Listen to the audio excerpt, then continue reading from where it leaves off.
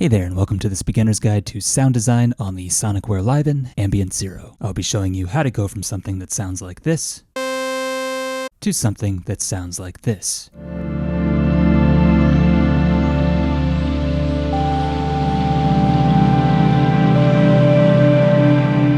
Along the way, we'll be looking at wavetables, initial parameter values, voice mode options, LFOs, the 6 structures of the Ambient Zero's drone, pad, and ATMOS layers, and the noise layer. So there's quite a bit to cover, which is why this video is so long, especially because I've tried to break things down in as much of a non-technical and accessible way as I could. Okay, let's get started. So, like most synthesizers, the Ambient Zero comes with some nice sounding presets. But when you go to an empty pattern palette, the default sound you get is pretty raw sounding in comparison. And that's because the default sound is not meant to be something you play music with right out of the box. It's meant to be raw sonic material that you mold and refine into what you want it to be, thus allowing you to design your own sounds from scratch. So this sound is just a starting point. And I say a starting point because we have many other possible starting points on the Ambient Zero. By default, each of our synth layers is set to something called a sawtooth waveform, which we can see if we come up to this red knob labeled Wave. Now, what the screen is actually telling us right now is that we are currently inside the sawtooth wave table. What's that? Well, it's a table like a table in a spreadsheet or a table of contents in a book. It's a series of items, and in this case, the items are wave forms, or different shapes of sound waves. This particular table is based around a sawtooth waveform, which is named that way because when you graph it, it looks like the tooth of a saw. It has a jagged shape, which gives it a rough, raw, gritty, buzzy sound, as we hear in our default sound. Now, within this sawtooth wavetable, we have what you could think of as 128 variations of that sawtooth waveform, which we can choose between using this next knob, the one labeled harmonic, and the waveforms are numbered 0 to 127. So this is one variation, the default one we've been hearing, this is another one, this is another one, and this is yet another one.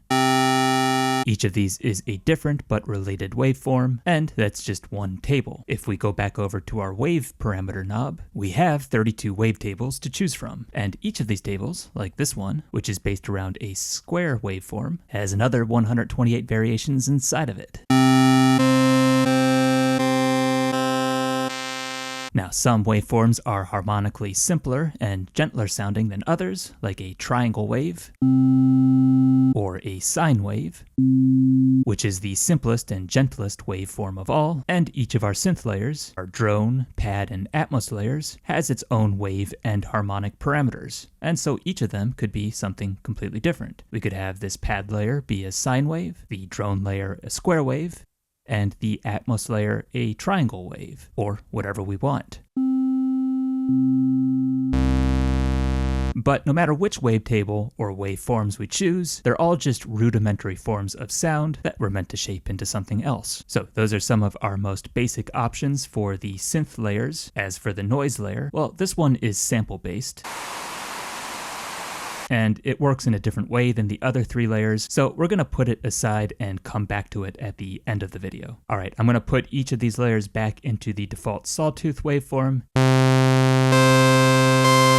because it's going to make some things easier for us to hear, and we're going to come back to the 4 red knobs and all of these parameters later in the video, but I wanted to point out this stuff about the wavetables and waveforms at the beginning so that you know what you're hearing, and so that you know that you have many other options to work with. Okay, so now we've got this raw sawtooth sound again, and let's start by seeing what we can do to get it a little bit less raw sounding. Now, in order to get somewhere with something, it helps to know where you are right now. And to help us out with that, I'm going to make sure I have a function on called Latch by holding down the function button and checking whether or not the light of this button is red. If it is red, that means Latch is on. If the light's off, that means Latch is off. And then we can toggle it on and off like so. And with the Latch function on, if I come over to one of the knobs and I touch it and start to turn it, the value of the parameter isn't going to change until I turn the knob to the position corresponding to the value it's currently set at. And this can can be very useful because it allows us to see what our current parameter values are. So with that latch function on, I can see that although we have a low pass filter that's being applied to each of the layers, the filter cutoff value is set to 127, the maximum value, which means we're barely filtering any of the frequencies of the sound at all.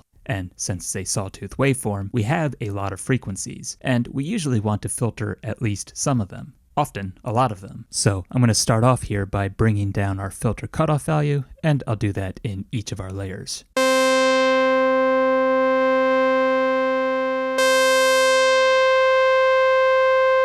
We don't need to worry about getting things perfect right now. We can always make fine tunings to this later. This is just to start us off with getting our sound a bit softer. And another thing we might want to consider doing is lowering our filter resonance values.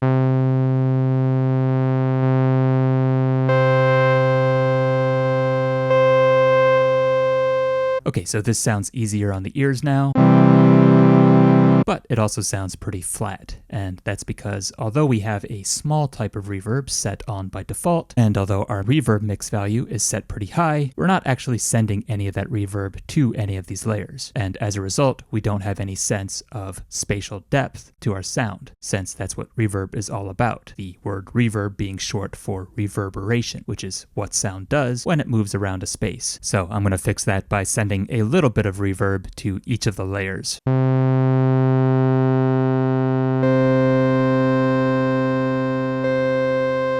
And now things will sound less flat. Okay, we still have a ways to go, but we're making progress. Now, going back over to our pad layer, another adjustment that we might want to make here is with our attack, which is set to 0 on all of the layers by default. And for a pad, we'd usually want a longer attack so that our sound fades in. So I'm going to bring this value up, and then we'd also usually want to have a long release on a pad as well, so the sound fades out, but our release value is set fairly high by default, and so now our pad sounds like this. And I think I actually want a longer attack on this, so I'm going to bring that value up. Okay, now a long release might be great on a pad layer, but over on our ATMOS layer, depending on how we want to use this, it could become a problem. Let's say I want to play some fast melodic lines, or arpeggios. Because of that long release, the notes are staying around too long, and so if I'm playing them fast, they start to pile up on each other, and our sound gets muddy. So here, we might want to bring down that release, and now I can play pretty much as fast as I want. Or make the arpeggiator go as fast as we want.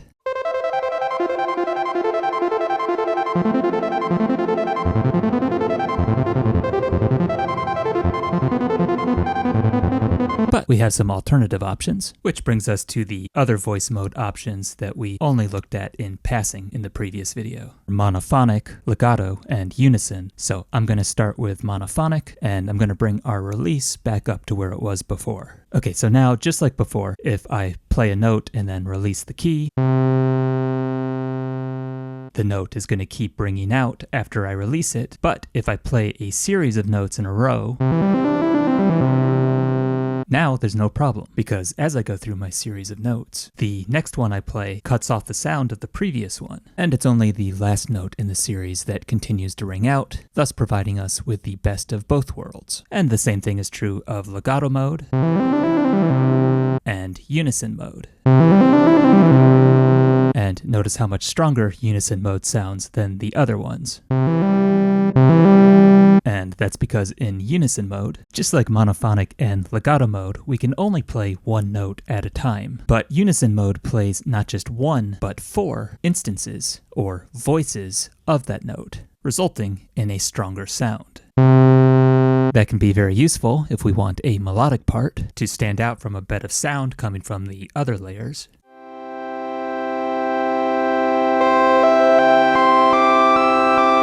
But it can also be very useful if we want to strengthen a drone in our drone layer. All of the layers are set to polyphonic by default, and so if I change our drone layer from polyphonic to unison, we can now hear a stronger sound. And we start to get a stronger drone, and we can strengthen it even further by tapping into Unison Mode's secondary parameter, which controls the amount of detuning we have between the different voices of Unison Mode. By default, this is set to 0, and the more we bring up the value, the more detuning we get.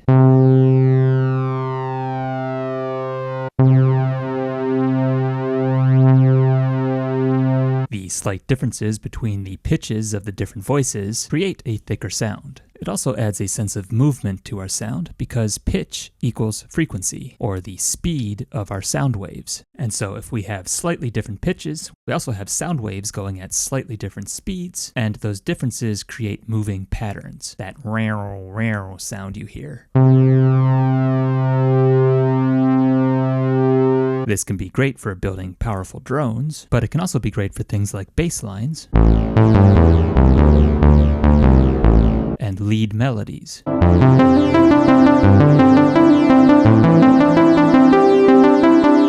And how you play the keys in Unison Mode changes how it sounds. If you lift up on each key before you play the next one, each note will pack its own punch, whereas if you hold down your fingers as you play across, the notes flow together, and you can switch back and forth between these playing styles for stylistic effect.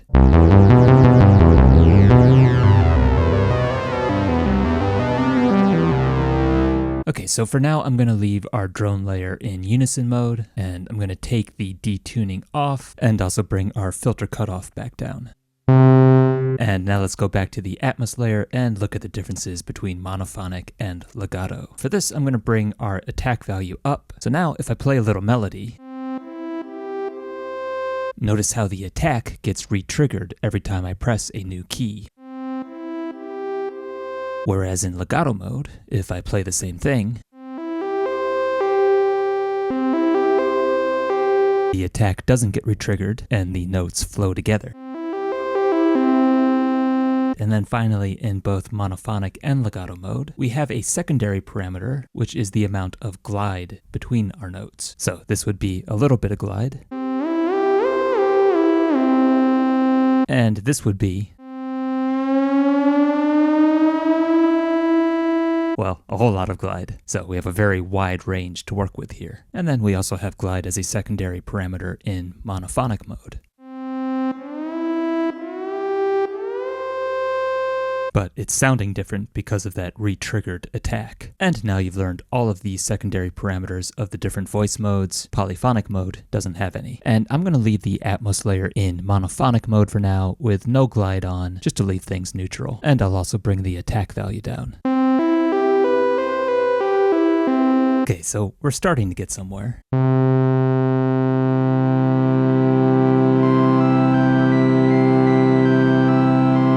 These sounds are sort of working, but if we're being honest, they're also kind of boring. And that's because we've chosen some initial parameter values in each of our layers, and they're perfectly fine initial parameter values, but we're setting them and then just leaving them there. And as a result, our sound is pretty static. To make it more interesting, we're going to have to introduce some movement. Movement is what brings our sound to life. And one of the main ways that we can create movement on the Ambient Zero and in synthesis in general is with something called an LFO, which is short for low frequency oscillator. And what's that? Well, it's something that produces a low frequency oscillation, which is just a fancy technical term for taking one of our parameter values, like our volume level, and moving it back and forth.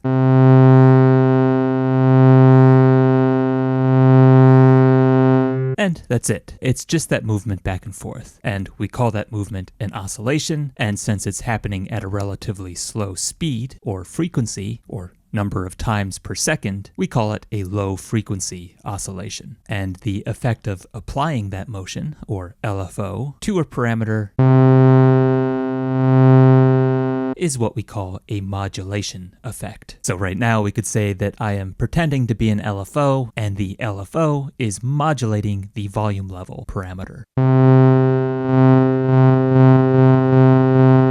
And some modulation effects have names. This one I'm doing with our volume level is called a tremolo effect. But that is just one modulation effect, or one application of an LFO. We can apply an LFO to just about any parameter we want. like our filter cutoff,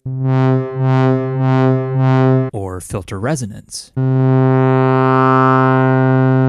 or whatever we want. So an LFO is just a way of automating these sort of movements I've been doing manually with my fingers. Now with the Ambient Zero, we get not just one, but two LFOs, and not just for the whole synthesizer, but for each layer. So our drone layer has two LFOs, our pad layer has two LFOs, our ATMOS layer has two LFOs, and our noise layer has two LFOs. And within each layer, the LFOs are controlled with these knobs here, and then these buttons down here. These three for LFO 1, and these three for LFO 2. And what are these all about? Well, in order for an LFO to know what we want it to do, we need to give it some instructions. First of all, which parameter do we want it to modulate? We tell the LFO that by using the LFO's assign button. Here's the one for LFO 1, and here's the one for LFO 2. So I'm going to start with LFO 1 and press that button, and on the screen we see the current parameter that the LFO is assigned to, and then we can scroll through our other options. Now many of these are parameters pertaining to these red knobs up here, which we haven't gone through yet, but others are parameters that we've already covered. Filter cutoff, resonance, panning, level, and the amount of shimmer and reverb we're sending to the layer. And for this example, I'm going to select level. Okay, so now the LFO knows we want it to move this parameter value up and down.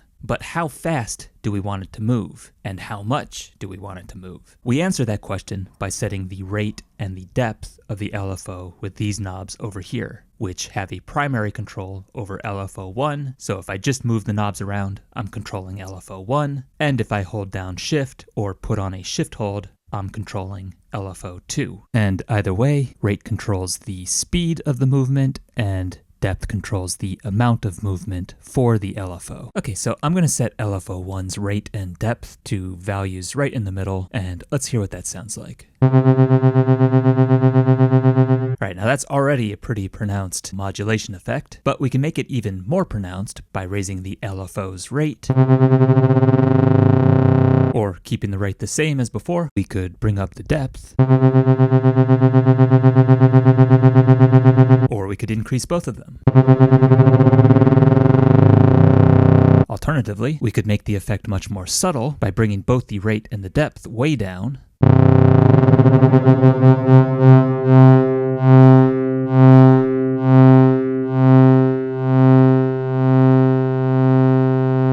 or we could put the rate low and the depth high,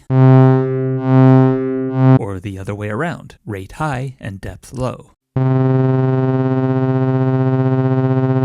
And all sorts of gradations in between. But for now, I'm just going to go back to setting the rate and depth at middle values. Now, another question we need to answer is, where do we want the movement to take place within the range of values of the parameter we're modulating? We told it the rate and depth we wanted to move at. Let's say that rate and depth is like this, but we could do that same exact motion up here in this part of the range, or down here in this part of the range. Where do we want it to do the motion? And we're already implicitly answering that question by setting the value of the parameter we're modulating. If we set the level parameter here, for example, it's as if we're telling the LFO that we want it to modulate the level at this rate and depth, and we want it to do the modulation in relation to this value here, 48 in this case. And you can think of this level as being like the center of gravity around which the LFO is oscillating. And where you set the center of gravity can really change how the LFO sounds. Listen to what happens if I move it from 48 down to 0.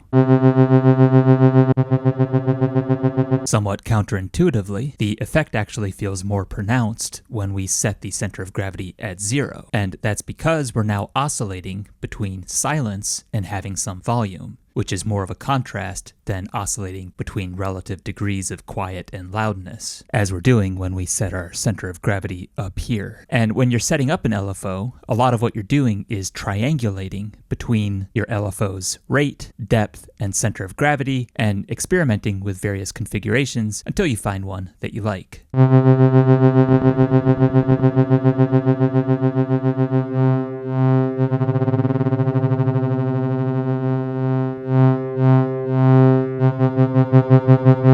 And there's no rule about what you have to do here. It all just depends on what kind of sound you want to make within the context of the music you're trying to create. That being said, for ambient music, we usually want more subtle modulation effects, and to get those effects, we usually want to set either our rate or our depth at relatively low levels, or both of them at low levels. And I'm going to do that with our tremolo modulation effect.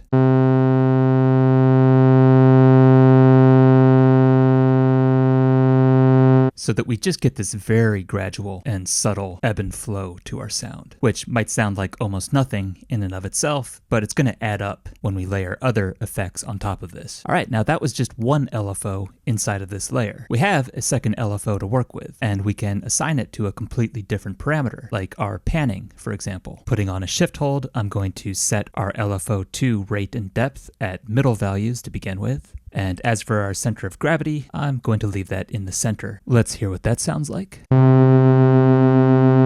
And if I increase the depth and decrease the rate,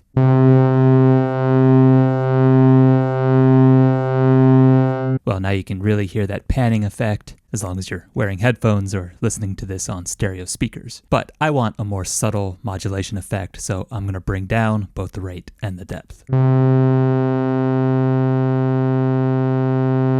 Okay, now let's move over to our pad layer. Now, if I play something in this layer,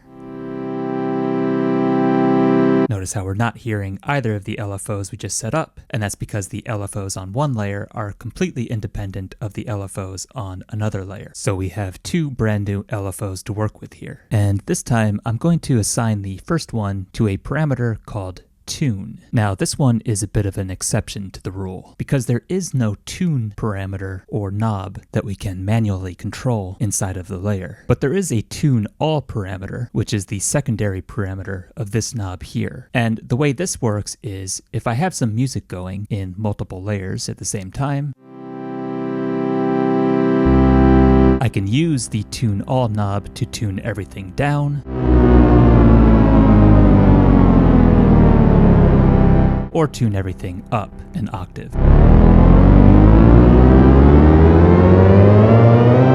Now, that's a very cool and useful parameter in itself because it allows us to easily change the key of our music, but it's affecting the tuning of all of the layers. Whereas when we assign an LFO to the tune parameter, it's only going to affect the tuning of the layer that the LFO belongs to. So I'm going to assign this first LFO in the pad layer to the tune parameter, set the rate to the middle, and then I'm going to raise the depth just a tiny bit, just to the number 2. So we're just going to have a little bit of modulation of the pad layer's tune parameter. But check out the result.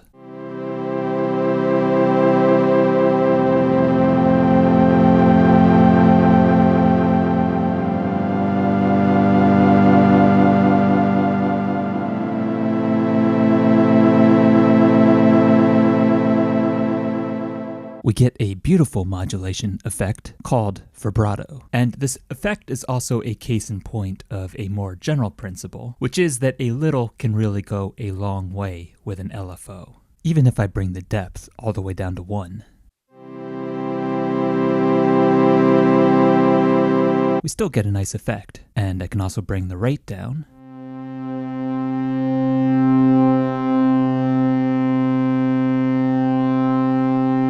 And we get a nice subtle warping to our sound. We can even bring the rate way up. And we can get a nice kind of futuristic sound. However, if we bring the depth up even just a little bit,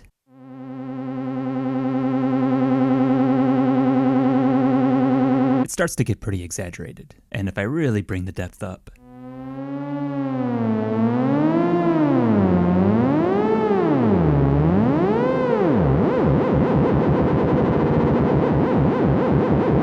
the effect starts to get pretty crazy, and unless you're making sound effects for a science fiction video game, this probably isn't a desirable sound, but it is going to help me to illustrate the next few LFO settings. The first one is our LFO shape setting, which is this button here for LFO 1 and this button here for LFO 2. So another way of thinking about the rate and depth of our LFO is that we're basically telling the LFO, okay, I want you to move back and forth between point A and point B. Point A being some minimum value and point B being some maximum value, the range or depth of our movement. Shape, in turn, is answering the question, how does the LFO move back and forth? If you were to graph its motion, would the shape of that motion be a nice curvy sine wave, which is what shape is set to by default? Or would the shape be like a triangle, the LFO going back and forth at a steady speed instead of gently accelerating and deaccelerating? Or do we go between point A and point B in a series of 3 steps? Skipping all of the values in between, or 4 steps? And so forth and so on. Or do we go in a square, teleporting straight from point A to point B and skipping everything in between? And that could actually be musically usable.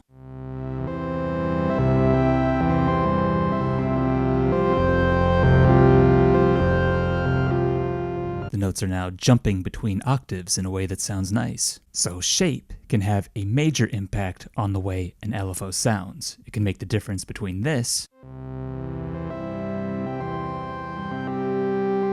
which could work for ambient music, versus this, which sounds like some Looney Tunes music. And those were just a few examples. We have many other options to choose from here, and these are definitely worth exploring, especially if you're working with a more extreme LFO setting, like this one where we have the depth set really high. But if you're going for a more subtle LFO with a low rate and depth setting, like this one, there's absolutely nothing wrong with a good old-fashioned sine wave shape. And in fact, personally, this is the shape I would usually go for.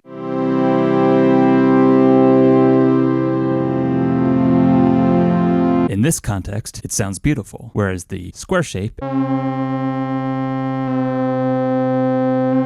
actually doesn't sound that good at all. There's no inherently good or bad shape, it all just depends on the context. Okay, so for the LFOs, we've now answered the questions: what do we want to modulate? How fast and how much do we want to modulate it? What shape or pattern do we want to use when we modulate it? And now there's one final question to answer: when and how many times do we want to modulate it? And we answer that 2-part question with the trigger setting, which is controlled with this button here for LFO 1 and this button here for LFO 2. Now by default this is set to off, which means that the LFO is not being triggered, which means that it's just running continuously in the background. But if we turn triggering on, which we do by simply turning it to one of the other options, which are the numbers 1, 2, 3, 4, all the way up to 8, and then infinity, if we set it to one of these options, like the number 1, what we're now telling the LFO is, instead of just running continuously, I want you to be triggered, or in other words, initiated, only when I press one of the keys. And then instead of oscillating over and over and over again, I want you to oscillate only one time. Or in other words, I want you to take the shape of motion that I've told you to do, and I want you to do that motion only once. So just one sine wave, for example, not a bunch of sine waves in a row. And then I don't want you doing that sine wave again until I re-trigger you by pressing another key.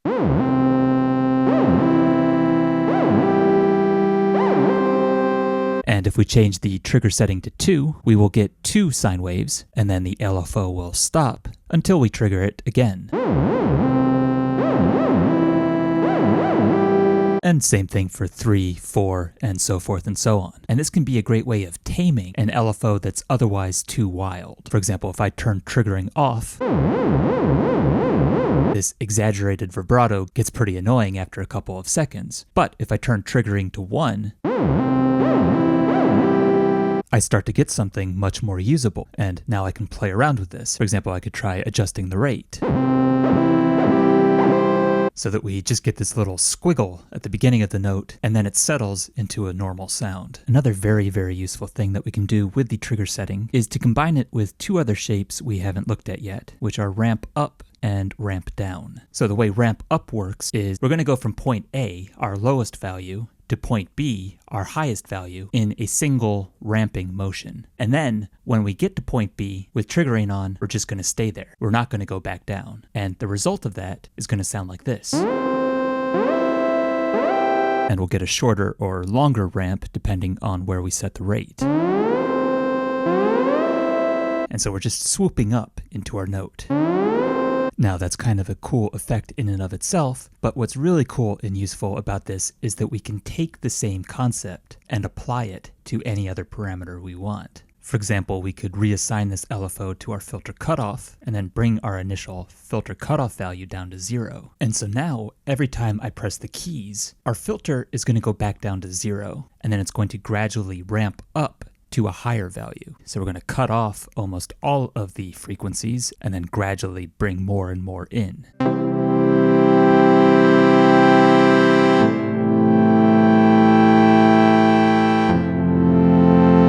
And so this is working like the attack portion of our amplitude envelope, only instead of gradually bringing up the volume of our sound from 0, we're bringing up the filter cutoff. Or to put it the other way around, the attack of our amplitude envelope is basically the same thing as a triggered ramping LFO. And what this means is we can use our LFOs to create the attack portion of an envelope for any parameter that we want. Doing this with the filter cutoff is just one example, but it's one that works especially nice with pads, especially if we bring down the rate of our LFO to make our filter attack more gradual, and then maybe bring up the resonance to emphasize the filter changing even more.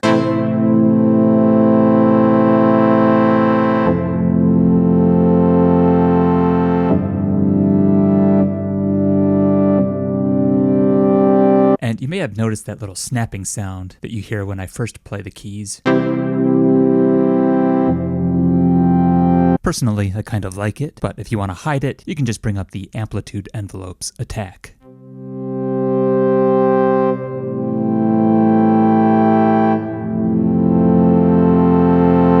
And remember, we have a second LFO, so if we wanted to, we could create another attack portion of an envelope for another parameter, like our reverb, for example, by setting it up as another triggered ramping LFO. Now, both our sense of space and the number of frequencies we hear will expand over time whenever I press the keys.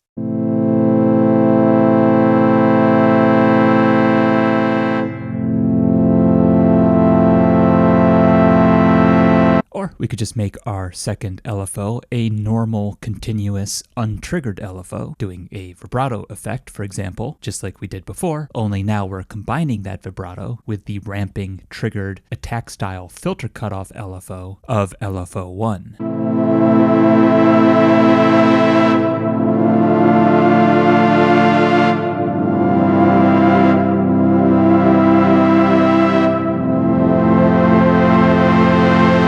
Okay, and now there's just one last option to look at with LFOs. And to show you this, I'm going to go back over to the drone layer, where remember we have LFO 1 assigned to our level parameter and LFO 2 assigned to our panning parameter. And I'm going to reassign LFO 2 because what I want to show you here is that we have all of these same assignment options for LFO 2 as we do for LFO 1.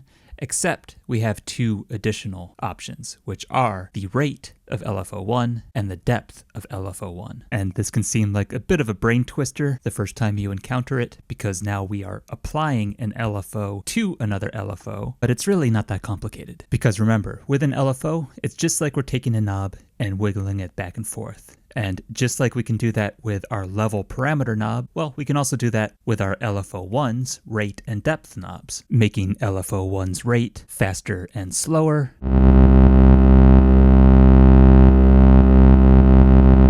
or its depth deeper and shallower.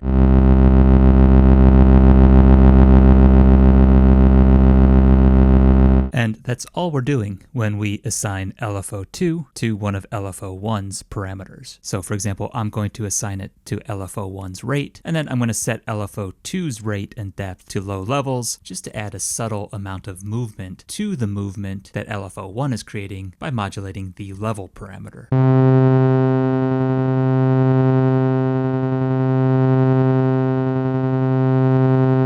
Alright, that does it for LFOs. They play a really central role in sound design, and they also play a big role in these red knobs and parameters up here, so that's why I wanted to go over them first in so much depth, but let's go up to the red knobs now. So we've already seen the primary functions of these first two knobs. Remember, they're for selecting our wavetable and waveform within that wavetable, and then the secondary parameter of this knob here is for selecting our structure, and we have 6 structures to choose from: Drone 1, Drone 2, Pad 1, Pad 2, ATMOS 1, and ATMOS 2. By default, the drone layer is set to Drone 1, the pad layer to Pad 1, and the ATMOS layer to ATMOS 1, but you can change any layer to any structure you want, and so these labels are more like suggestions and default settings than things that are set in stone. Okay, but what is a structure in the first place? And what is the difference between all of these? Well, a structure is just a way of organizing or structuring the underlying components of the synth engine, the thing that's actually making our sound. And these 6 structures are just 6 different ways of organizing those components.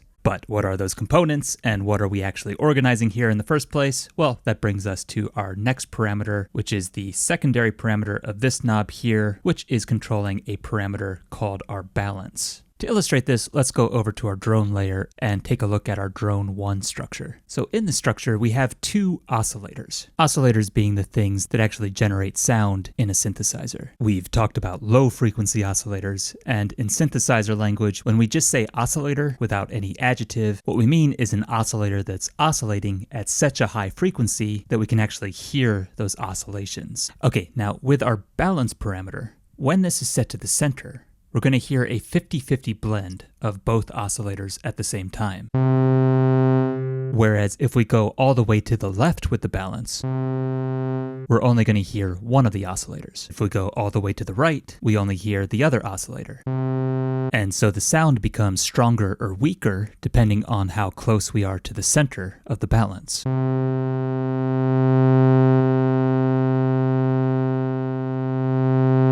It's the difference between hearing one oscillator versus 2 oscillators at the same time. Now, where this starts to get interesting is over here with our next 2 knobs. Starting with this first one, which has a primary parameter called pitch. Now, as you might expect, this controls the pitch of our sound. But because of how this structure is organized, it's only going to affect the pitch of the oscillator on the right side of our balance, as I'll demonstrate now.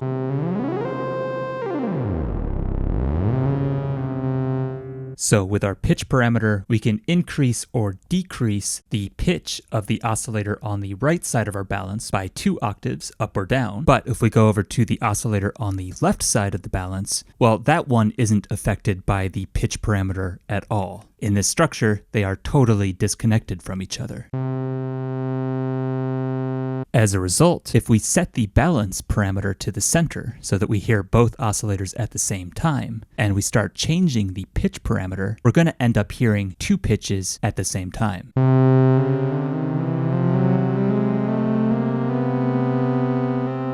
And then the secondary parameter of this knob is detuning, which works in a similar way. It's going to slightly detune the pitch of only the oscillator on the right side of the balance, detuning it slightly up or slightly down.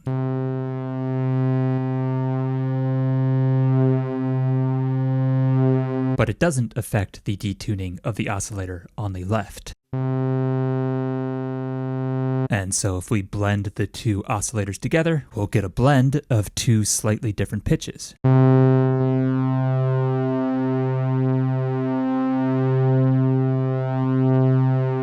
And notice how I'm manually modulating the amount of detuning with my fingers here. And that's exactly what the next and final knob is about, which controls the modulator within our structure. A modulator is basically yet another LFO that is built inside of the structure. And within that structure, it is permanently connected to a specific parameter of that structure. And in different structures, it's connected to different parameters. In the Drone 1 structure, it's connected to the detuning parameter. And so its job is to modulate that parameter, adding movement to the movement that's already being created by the detuning effect. And the way this knob works is exactly the same as our two LFO knobs, only it's as if we took those two knobs and combined them into a single knob, where the primary parameter is the rate of our modulation, and then the secondary parameter is the depth, which is set to 63 by default. So I'm just going to leave it there, and let's hear what that sounds like. And now listen to what happens if I increase the rate.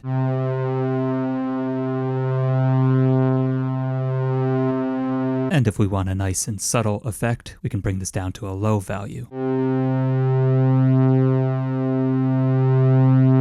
And then finally, just like with our LFOs, we also have a shape option for our modulator, and this works exactly the same way, and we have exactly the same options as we do with our LFOs. However, we don't have an assign button, and we also don't have a trigger option because the modulator is always assigned to the same parameter within a structure, and we also don't have a trigger button because the modulator is always triggered every time we press a key. That's just how it works. Okay, so that's our drone 1 structure, and our drone 2 structure works in a very similar way. It also has two oscillators, one on the left side of the balance, one on the right side, so we get a stronger sound in the center.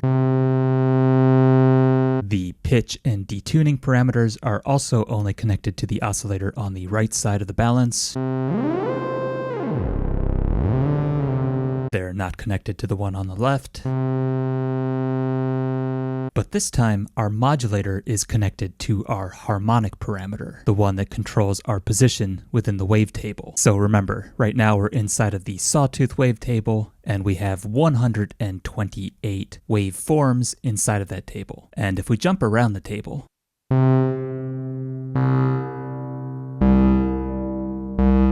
you can hear a lot of differences between the waveforms. But if I play a bunch of waveforms that are right next to each other in the table, the differences are so small that they're practically imperceptible. They only add up over time. As a result, if we take this knob and parameter and modulate it,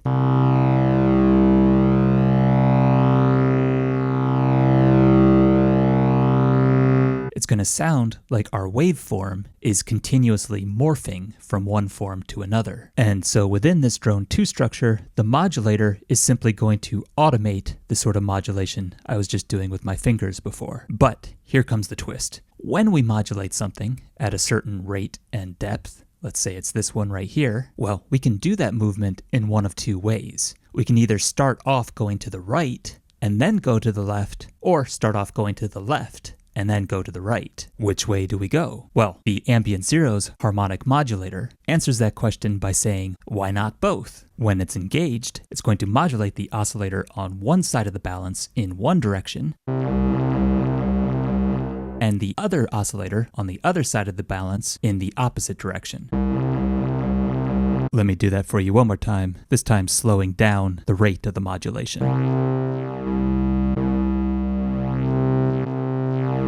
And so now if we blend both of our oscillators together by bringing the balance to the center, the two directions start to crisscross with each other. And the effect is a bit exaggerated right now, but if I bring down the rate of the modulation,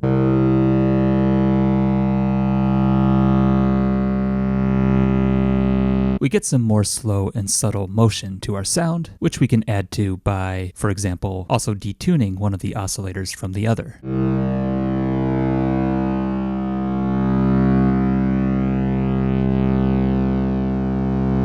One thing to keep in mind here is that some of our wavetables work like this one, where the differences between adjacent waveforms are very gradual.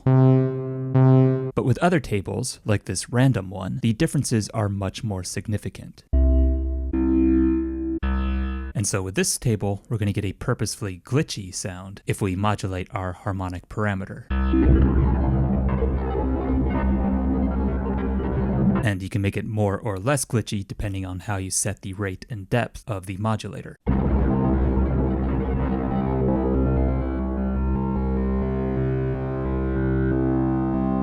And then going back to the sawtooth wavetable again, keep in mind that where you set the harmonic parameter is going to function as the center of gravity of the modulation, just like parameter values do with LFOs. And so before, I had this set in the middle of the table. And that's going to result in a different sound than if I set the center of gravity at the bottom of the table.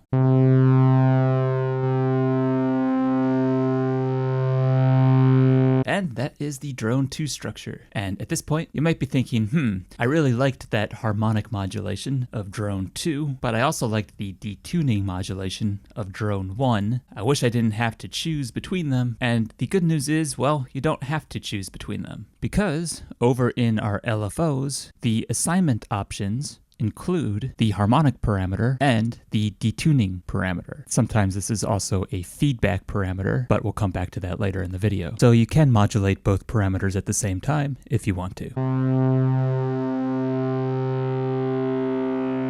And by the way, you can assign an LFO to any of the 6 parameters up here, including your balance, pitch, and the rate and depth of the modulator itself. And another thing you might be thinking here is, how could I possibly remember all of the details of all of these structures? And the answer is you don't need to, because there are diagrams of all 6 structures on the synthesizer itself. And now you know everything you need to know to be able to understand these diagrams and refer back to them later. So let's take a look at them now. So here's the diagram for the structure we just looked at, Drone 2. The 2 hexagons represent our oscillators. The arrows show the sound coming out of them. The letter B stands for the balance, so we have a balance between the 2 oscillators. The pitch and detuning parameters are only connected to the oscillator on the right side of the balance. The modulator is this hexagon with the letter M in it. It's connected to the harmonic parameter, and then the yin and yang symbol is meant to convey that the harmonic parameter is getting modulated in opposite directions, and that's why one oscillator is connected to one side of the yin and yang symbol, and the other oscillator is connected to the other side. Now, the diagram for Drone 1 is a bit simpler, since we don't have the harmonic modulation going in opposite directions to worry about. So both oscillators are on one side of the yin and yang symbol, and we can see that they're on opposite sides of the balance, and that the pitch and detuning are connected to the one on the right of the balance. All right, now let's move on to the Pad 1 structure, starting with its diagram. So this one is pretty similar to Drone 2, except this time we have one oscillator on one side of the balance and 2 oscillators on the other side. And so if I move the balance knob around, you can hear how the right side of the balance is stronger than the left side.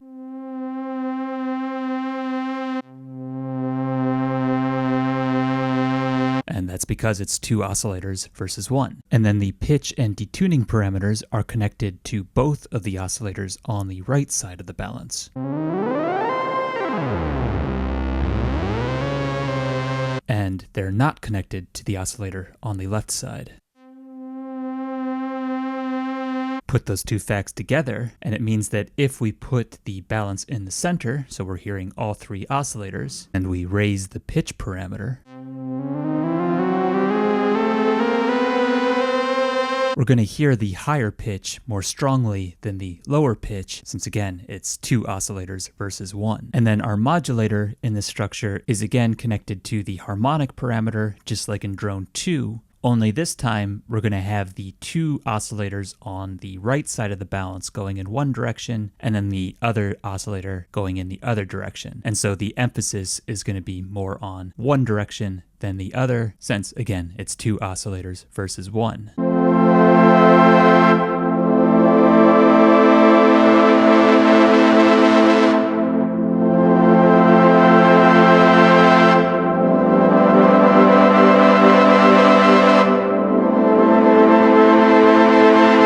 And then once again, we could also add some detuning to this to add further interest to our sound.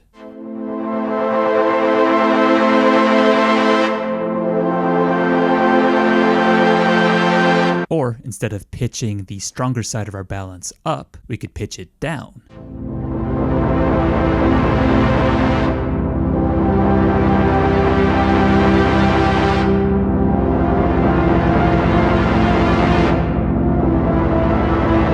Or we could bring them back to the same pitch.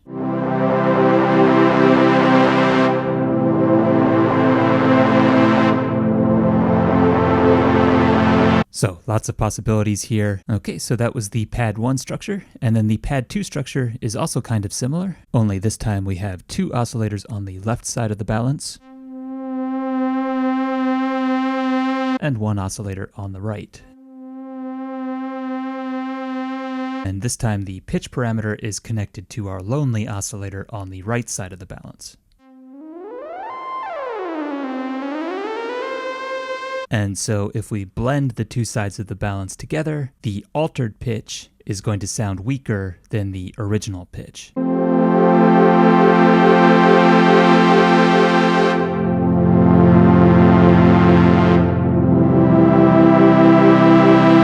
And then our modulator is connected to the harmonic parameter once again, only this time there's a little twist, which is that with our 2 oscillators on the left side of the balance, those are being modulated in opposite directions. And so if we activate the modulator,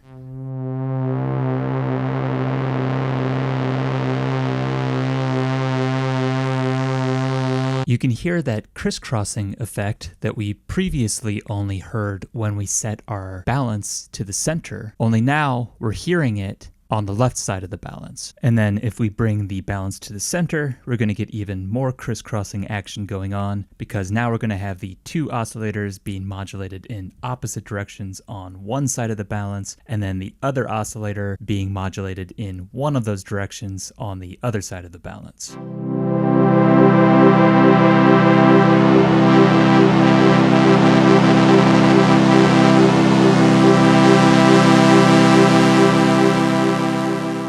And so we can get some pretty chaotic sounds, but I think I'm going to leave the rate of our modulation low so we get a more subtle effect.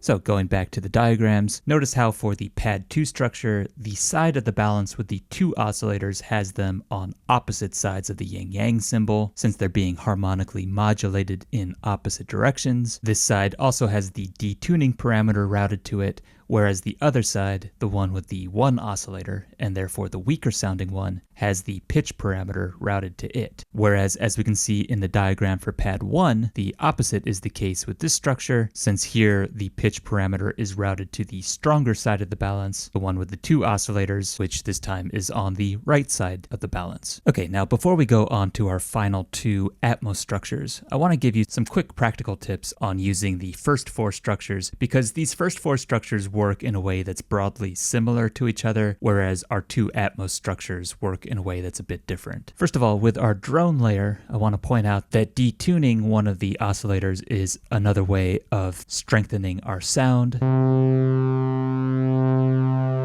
And we can combine the detuning of our oscillators with the detuning of our voices that we have in unison mode. And then we can make what we currently have here sound even stronger by raising our filter cutoff back up. And we can bring our level up as well.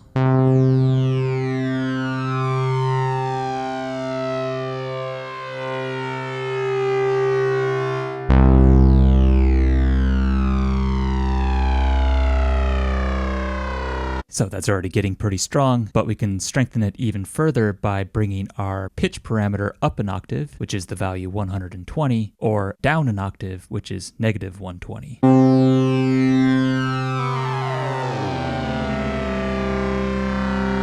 And then remember that we also have a shimmer reverb, which is set to off by default, and if we bring that up, we're going to get additional octaves above the ones we're already hearing.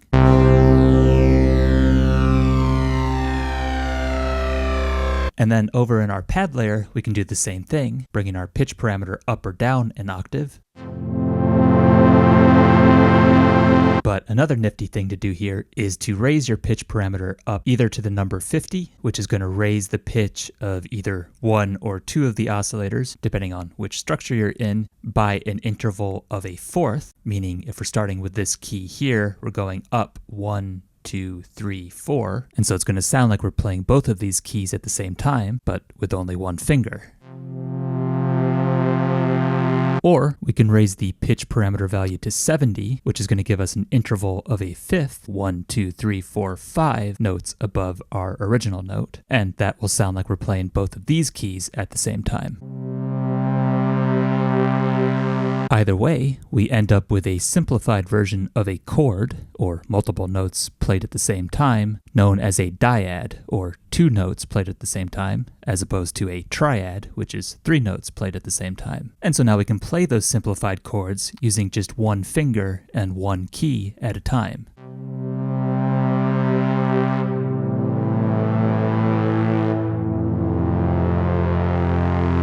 Same thing in the drone layer.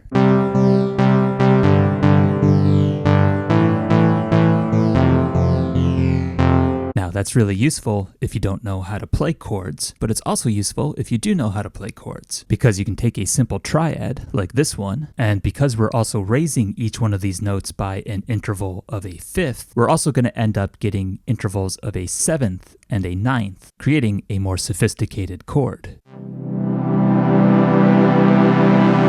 And this can sound especially nice if you spread the triad out, meaning taking 1 or 2 of the notes and moving it up or down an octave.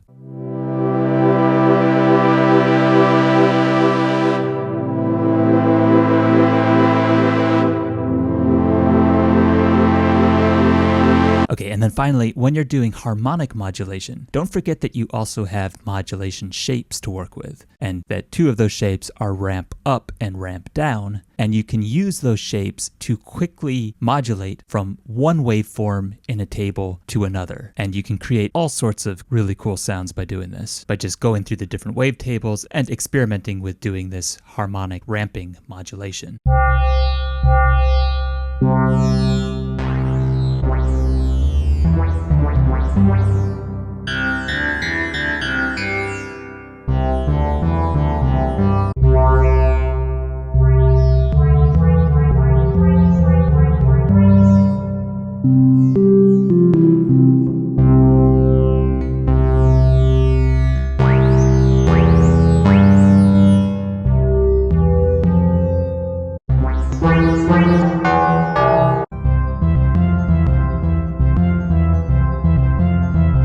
And I'm guessing that some of you didn't know that some of these wavetables could make these sort of sounds, and I wouldn't know either if I just listened to them in their original rudimentary form, which we can still hear more or less in the ATMOS layer where we've barely done any sound design work yet. This wavetable and this waveform inside of it just sounds like this, when we haven't done much sound design work yet. But if we take the same exact wavetable and waveform and play it in our other layers where we have done sound design work,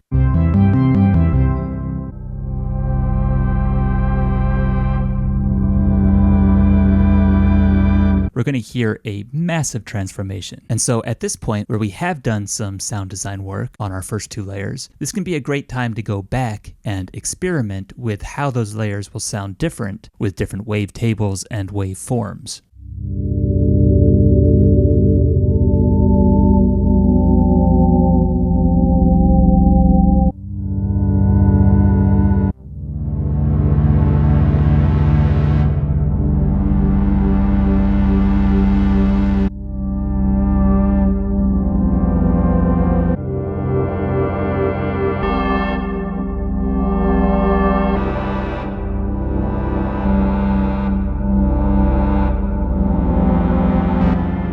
And then don't forget that within each one of these 32 wavetables, you have 128 waveforms to choose from and set as your harmonic starting point, which can really change the flavor of your sound as well.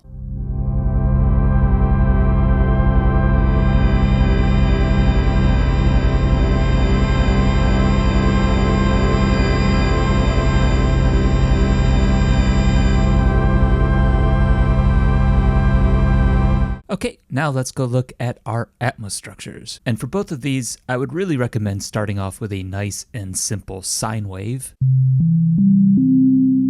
instead of a more harmonically complicated wave like a sawtooth. And the reason for that is that these structures do some things to your sound wave that make it more and more complicated. And so if you start with a waveform that's already complicated, like a sawtooth, the waveform can get so complicated that it can become very noisy very quickly. All right, now as we can see in the diagram, ATMOS 1 only has one oscillator, and since there's only one oscillator, there is no balance. If we try to change that parameter, we get a line telling us that the parameter is deactivated. We do have control over the pitch,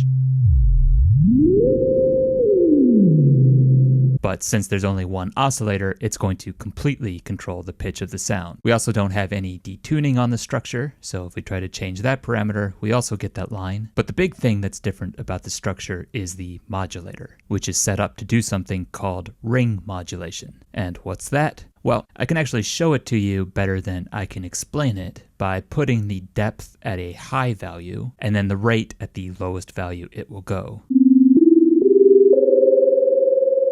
You can hear what sounds like a tremolo effect. And ring modulation is basically, and I am oversimplifying here, but basically it's sort of like a tremolo taken to the next level. It's like we're starting with a tremolo that's already really fast at this lowest rate value.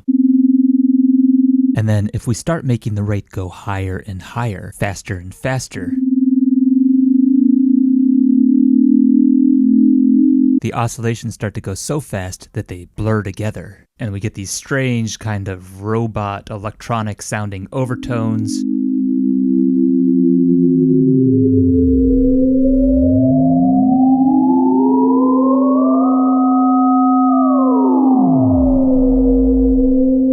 As we move the modulator knob, and then if we leave it somewhere, we can get some nice bell-like tones.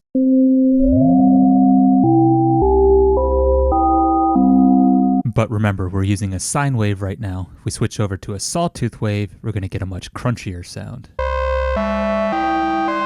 But going back over to a sine wave, this modulator knob works exactly the same as it does in all of the other structures. The primary parameter is the rate of the modulation.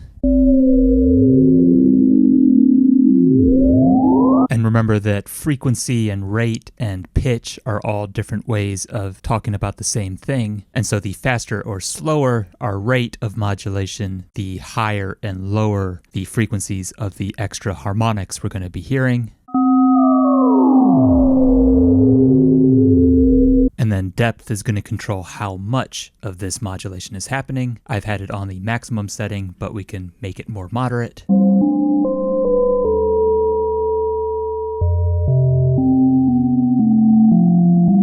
And then we can also readjust the rate and therefore the pitch of the extra harmonics we're hearing.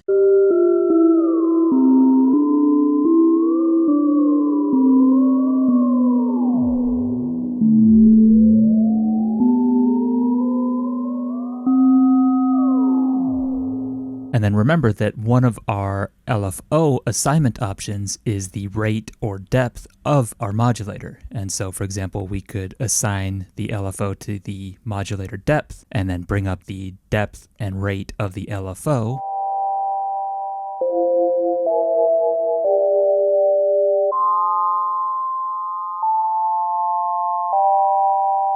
And make this weird bell-like sound even weirder. Or we could use the LFO to modulate the rate of the modulator.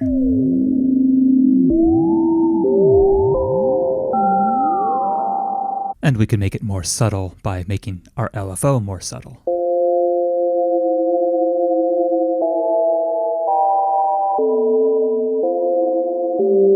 So lots to explore with that, but I'm going to turn this LFO off for now, and that'll do it for the ATMOS 1 structure. Now let's look at ATMOS 2, and for this one I would really recommend starting with a simple sine wave, because this is maybe the trickiest structure, and that's because ATMOS 2 makes use of something called frequency modulation, or FM synthesis, which is a pretty big and complicated topic that I'm not going to be able to do justice to, but just like ring modulation can be simplified to being like a really fast tremolo, we can think of FM synthesis as being like a really fast vibrato, only instead of oscillating the pitch of an oscillator with an LFO, we oscillate it with another oscillator, which is oscillating at a high frequency instead of a low frequency. And the oscillation of the pitch, or frequency, and remember pitch and frequency mean the same thing, ends up going so fast that we can hear the oscillations, and they sort of take on a life of their own, and new harmonic properties emerge. So we've got one oscillator that's just making sound, and then we're going to be oscillating it with another oscillator. And in FM synthesis, we call the oscillator that's making sound the carrier, because it's carrying the sound wave, so to speak. We call the other oscillator, the one that's oscillating our carrier, we call that one the modulator, which I know is also the thing we call this component of the ambient zero, but the word means a different thing in FM synthesis. We call this oscillator the modulator because it is oscillating and thereby modulating the frequency and therefore the pitch of the other oscillator, and hence the term frequency modulation. And now we have two questions to answer. First of all, how much do we want to modulate our carrier? And we answer that question with the secondary parameter of this knob here, and it's set to 10 by default. This controls the amount of frequency modulation we're doing, and so the higher we set this parameter value, the more frequency modulation we're doing. So at the default value of 10, we're just doing a tiny bit of frequency modulation.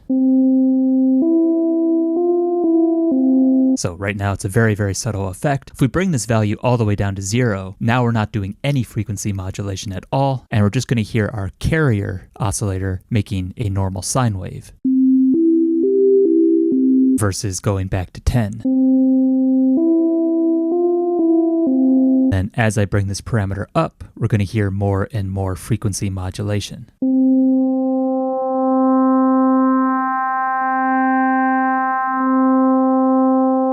Okay, so that's the first question that we're answering with this parameter. How much are we modulating? And then with our next parameter, this knob here, we're going to be answering the question, how fast are we modulating? And with this parameter, the values go from 0.5 all the way up to almost but not quite 16. And these numbers are decimal expressions of the ratio of how fast the modulator is going in relation to the carrier. Because remember, they're both oscillators, they're both oscillating at certain speeds, and so here we're talking about the ratio of one speed to the other. And so at 0.5, we're saying that the modulator is oscillating the carrier at half the speed of the carrier. At 1, they're going the same speed. At 2, the modulator is going twice as fast as the carrier, and so forth and so on. And each time the ratio doubles, the pitch of the new harmonics we're hearing go up an octave. So let me do that again, starting with 0.5 and then doubling, and this time without talking, so you can really hear the differences.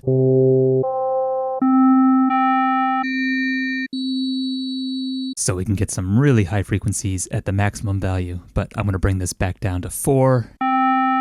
And then the other parameter, the first one we looked at, the one that's controlling the amount of modulation as opposed to the speed of modulation, the higher this value goes, the more we're going to hear the new harmonics and frequencies being introduced by setting the frequency at 4.0 in this case. And the lower we set it, the less we will hear them. So putting aside all of the complicated details of how FM synthesis works, you can still think of this knob here as basically controlling the balance and this knob here as basically controlling the pitch, but just in kind of a weird sort of way because of how FM synthesis works. And then the other practical thing to keep in mind is that if you stay at these intervals of 0.5, 1, 2, 4, and so forth, you're going to get some pretty normal sounds. And then if you go outside of those intervals, you're going to get some weirder sounds.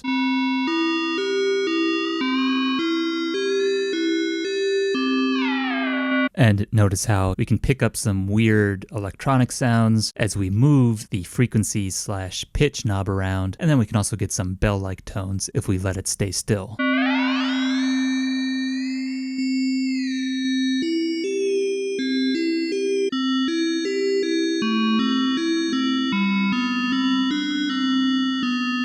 But I'm going to leave it at 4 for now.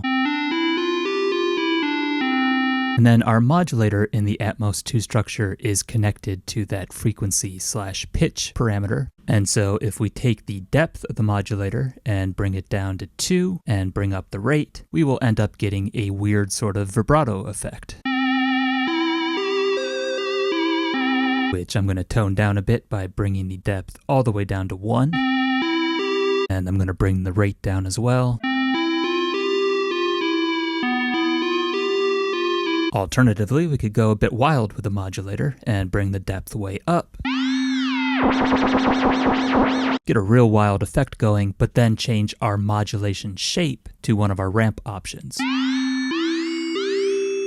And then by adjusting the rate parameter of our modulator, we can more or less quickly ramp from one frequency to another. We can play around with different depths of modulation here, different starting values with our frequency parameter, or we could ramp down instead of ramping up. Adjust the modulation rate so we ramp down faster, adjust the depth so we ramp down further,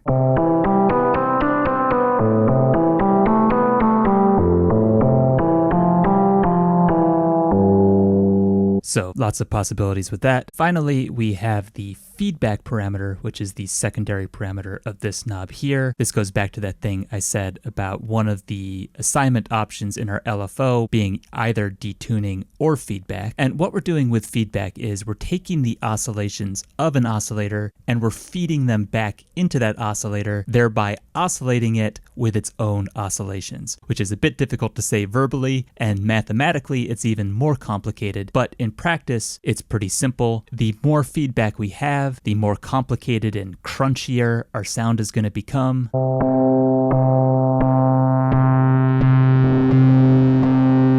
And at a certain point, it's going to become so complicated that it turns into white noise.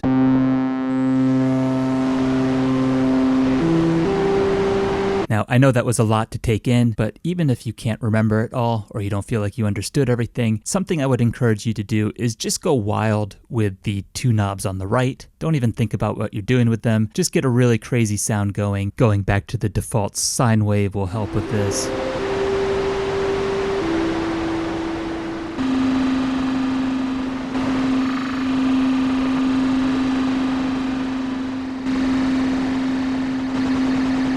And then use the parameter that sort of functions like a balance, and then put it at a really low level so that you just have a little bit of craziness underneath a normal sound.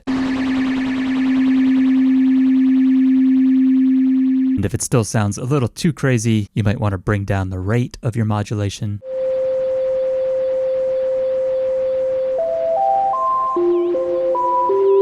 And then maybe blend back in a little bit more of that.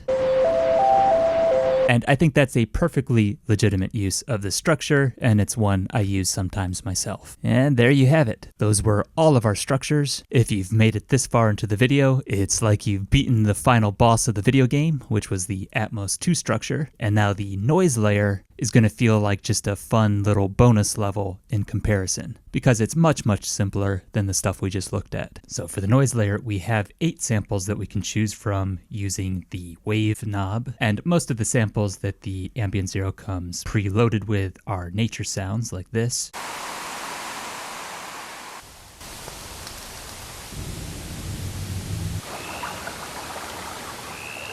But you can put your own samples on here and they can be whatever you want them to be. And then the secondary parameter of this knob gives us 2 choices. The first one is loop, and then the second one is one shot. In one shot mode, if I hold down one of the keys, it'll play the sample once and then it will stop.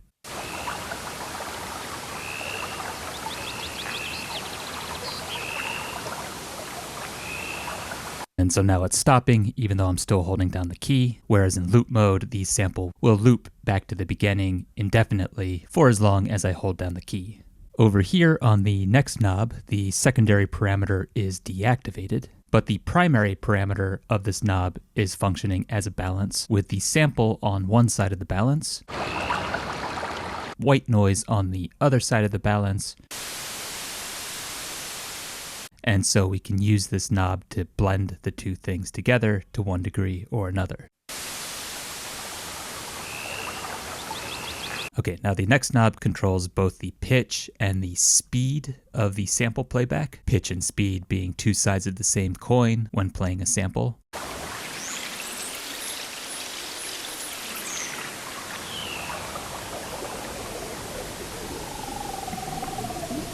And that's only affecting our sample. Our white noise is going to be unaffected, which makes sense because white noise doesn't really have a pitch. And then the modulator is modulating the pitch of the sample playback. This is set to 63 by default, like always, and I'm just going to bring up the rate here a bit.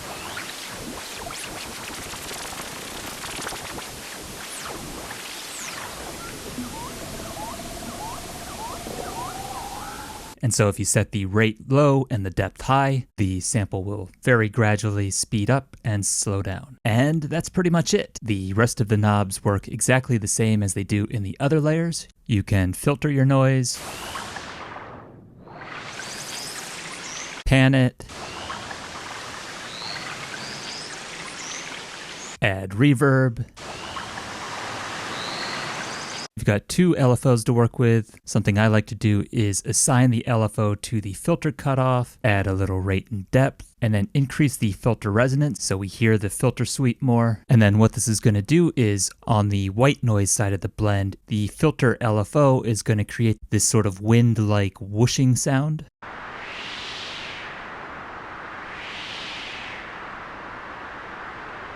And then you can blend in that artificial wind sound with your sample.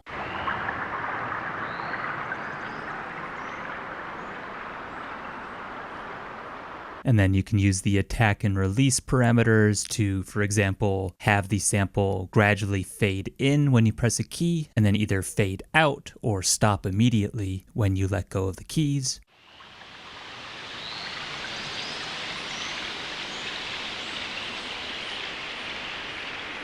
And you even have a choice of voice modes here with all of the same options as before, except that there is no unison mode in the noise layer. That is exclusive to the other three layers. And that's pretty much it. So that was all four layers. Now at this point in the sound design process, I'd probably want to go back to the sounds that I've created and make some fine adjustments to them. For example, this drone, I might want to make it more gradually come in. And then another thing I would definitely want to do is listen to the layers in relation to each other and see if any of them is overpowering the others. And I might want to make adjustments to the filter cutoff and the volume level. I might also want to try panning different layers in different directions so they're more separated in the mix. And then another thing I would do at this stage is I like to keep my reverb small and fairly low during the sound design process so that I can hear everything really clearly. But then once the sounds are in place, I'll often experiment with a bigger reverb. I might also try adding some master effects, like a little bit of delay. And now that's sounding a little too crazy for me. I'm going to try changing the modulation shape in the ATMOS layer to a ramp shape. And I'm going to bring down the depth of the modulator to make it a little less extreme as well. And I think I can live with that for now. Okay, now let's take a listen to all four of our layers at the same time.